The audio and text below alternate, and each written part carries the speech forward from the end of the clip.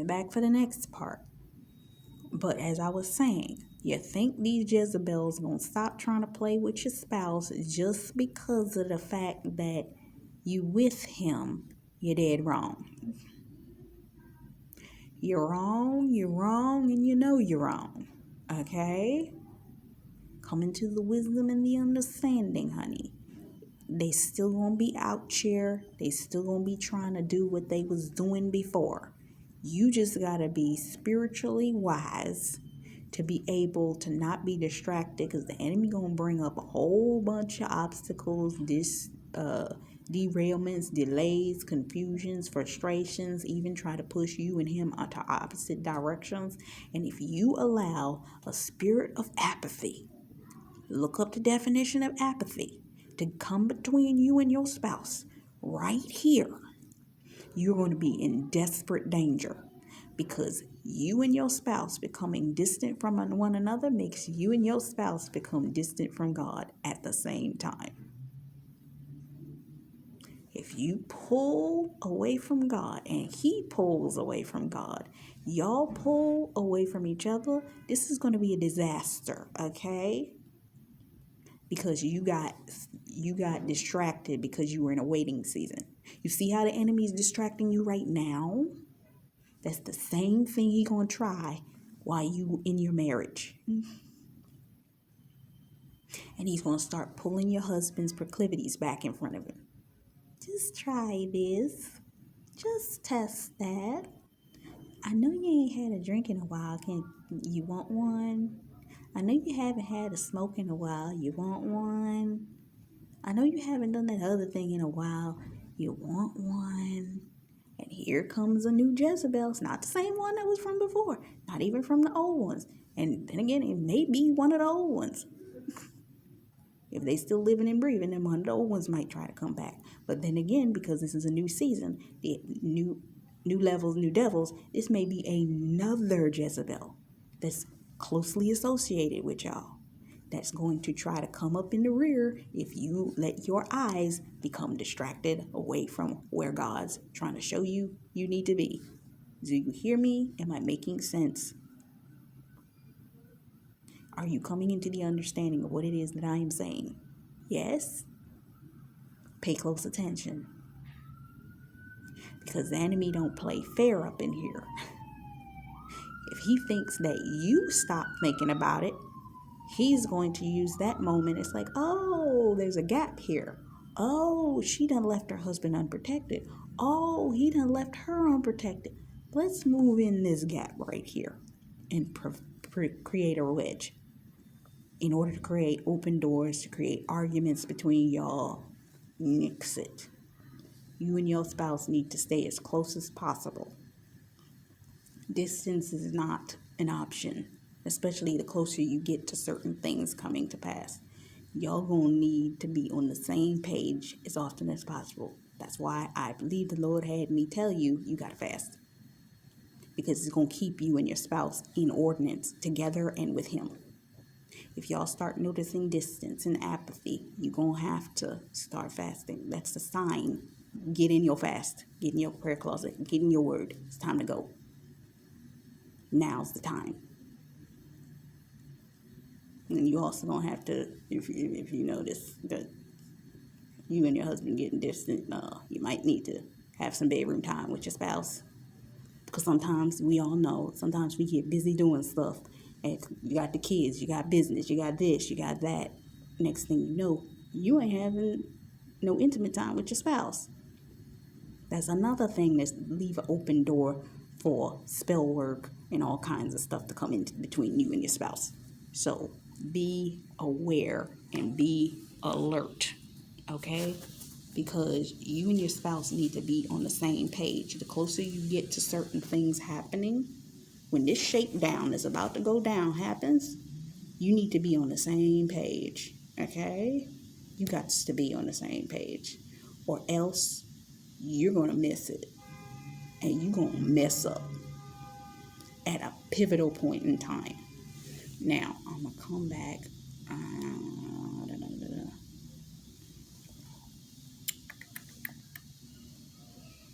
So,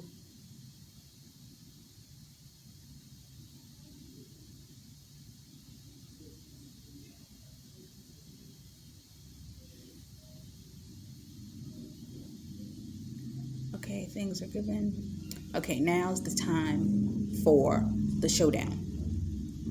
We're at showdown. Give me 1 second because I gotta get this organized right. Okay, first thing first. This is a season that you're going to be in close collaboration. The first collaboration is between you and your spouse. 2 by 2. You and your spouse are sent into this together. You and your spouse are going to need to be of one mind when this time comes. Whatever it is that the Lord's sending you in, you and your spouse got to be 100% in ordinance with one another, which means what I just said. You're going to have to pray, fast, wash each other's feet, whatever prophetic act you're supposed to do, all this stuff, because you got to be in the same ordinance. You got to be in order with God, because this is a time frame you're coming into something where you're going to be fighting something that is major.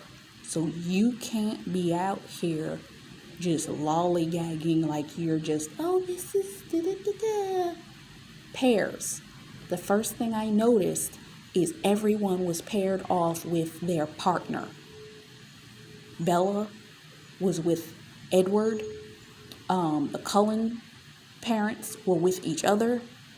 All the younger couples were together. This is the moment, and I'm thinking of the crossover moment when everybody was being prepared to go into the promised land.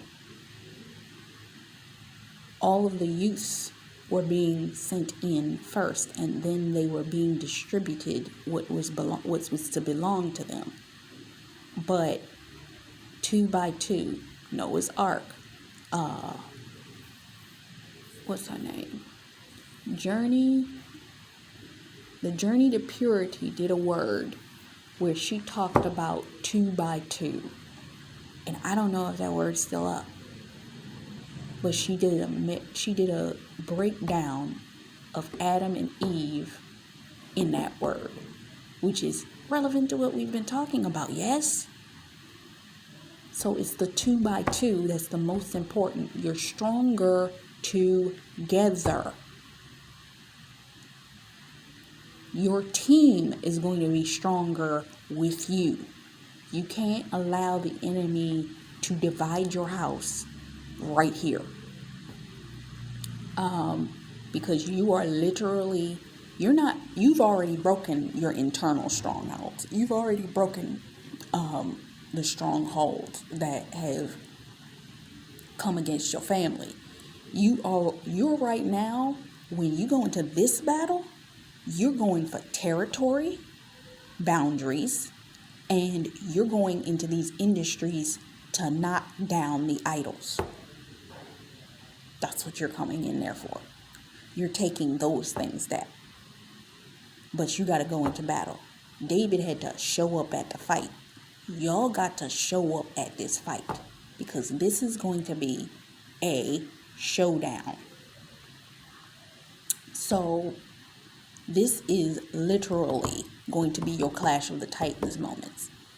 You are going to be literally coming into a point where you're going to be elevated to your next level of,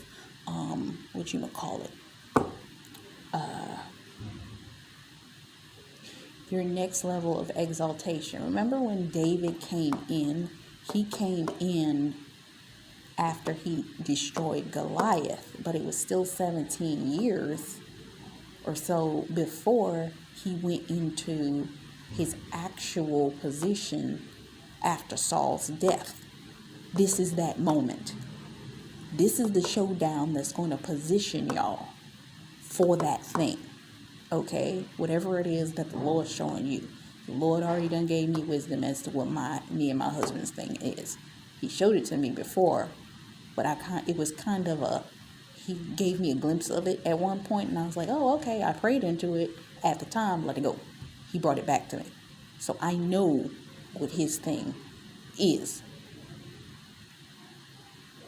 So God's going to show you what that thing is, what you're battling for, why y'all need to stand in this.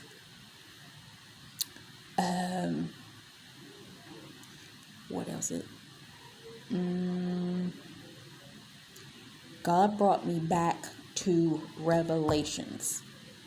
This is Revelations 12:7. Then the war broke out in heaven. Michael and his angels fought against the dragon. Let me bring you to, I'm going to actually tell you what happened in the film and line it up as I go line by what the Lord showed me film wise. There will be an authority determined to destroy you. There is a principality that is above the industries that you're called to. You're probably called to the 7 mountains of influence, and there is a principality that arcs these mountains. This is the one that's going to try to destroy you. Okay? Let's just let you know there. Remember how I said in Revelations before I talked about the one that had the 7 tails or something like that? That's the 7 mountains. And with that, there's going to be a moment where you're going to try to do a negotiation. I don't know why you try to negotiate with Satan, because that's what it is. It's a principality ruled by Satan. It's not going to negotiate with you. I don't know why you would even try to negotiate, but we got good hearts. We'd be like, if we give you this, maybe you leave us alone. Do they ever? Do they ever? Let's see. I'm getting in my right place.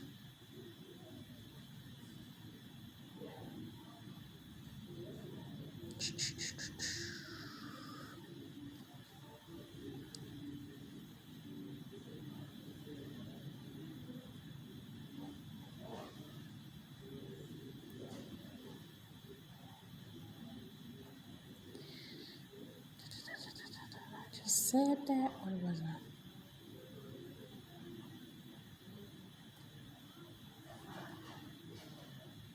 It's a specific place I'm looking for. Hold on. Let me find it. Okay. So what the enemy's going to do when you try to attempt a negotiation tactic, one, the enemy doesn't like to negotiate. You negotiating with the enemy is like, what's wrong with you? This is why God has judgment the way he has judgment. When he said, I'm going to take them out, he meant he was going to take them out. Why does he do that? Because everyone can see ahead into the future that if you try to negotiate with these folks, they're going to try and kill you later. The Philistines came back to David several times after he fought them the first couple of times. These enemies just kept coming back and kept coming back. This is why when God says, oh, I'm going to take care of that, they die. Okay? They die. There's a family member that just passed away today, and I'm going to be honest with you. There was something that the Lord showed me, not only in a dream, but showed me in something that they did at a family reunion to let me know that this person was operating in a level of witchcraft. They might not have even known that they were doing it, but they have been sick for a while. And I've been hearing about that since the judgment. I believe this passing of this person was judgment of God. God's going to take these people out because they tried you. Okay? These people, if he don't take them out, they're going to try to come back. This is why Joseph had those people when they first went into the promised land taken out. The family was taken out because they stole. He didn't take out just the man that stole. He took the man, his wife, his children out. Remember in Ezra 2:10 or 8:10, or I can't remember, it talks about the foreign wives and children being killed. God's going to take these folks out, including their children, because some of you may say, but why would you take the kids out? Because the enemy will anoint those kids that when they grow up, They're going to come back after you. They will come back trying to take you out.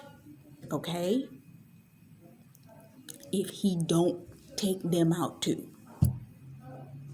Sorry, not sorry. Just like the Philistines came back, them kids will come back as grown adults and infiltrate. So be forewarned. So, next, they may try to pull your husband away from you again.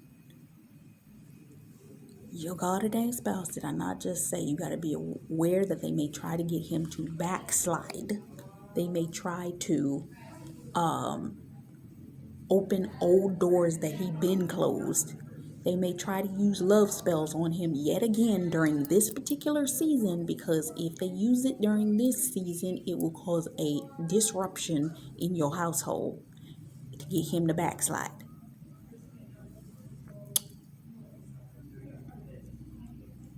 And with your distraction, they may attempt to use psychics, monitoring spirits, and chakra tapping to gain a vision of what you're planning. Remember how when the prophet had the vision of what was going on in the king's bedroom? This is how the enemy is going to try to do y'all right at the apex of this battle, okay? Because they want access to your children, not so much you. They know that you're the protection preventing them from having access to the kids. So, they're going to want to put hands on them kids. Whatever industry, mountain, or something that you're called to, they have, I'm not going to go into it, but they got specific rituals that they like to perform, especially with children. And they want to do that with your children. Let's just be legit. They want to do it with your kids. Some of them think that they have right to do that with your kids.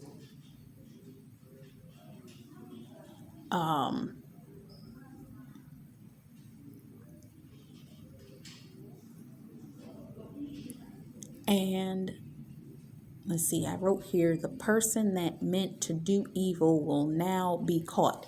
Somebody, family members that betrayed you, people that betrayed you, people that were operating in the wrong spirit, people that try to turn you in, people that try to do stuff against you, your family, your children, they the ones that backed out. Remember how them people dipped and disappeared? Certain people that dipped and disappeared, they gonna come back in this showdown, and they gonna get caught for what they did. Because the enemy is going to be like, you told me this. You said this. I trusted you. And remember, the enemy will turn on its own in a minute. And this is going to be their judgment for what they did. Old boy came up behind chick and popped her head off like a pop bottle cap. Your enemy's going to get judgment, and it's going to be that swift. Boom. Done. Boom.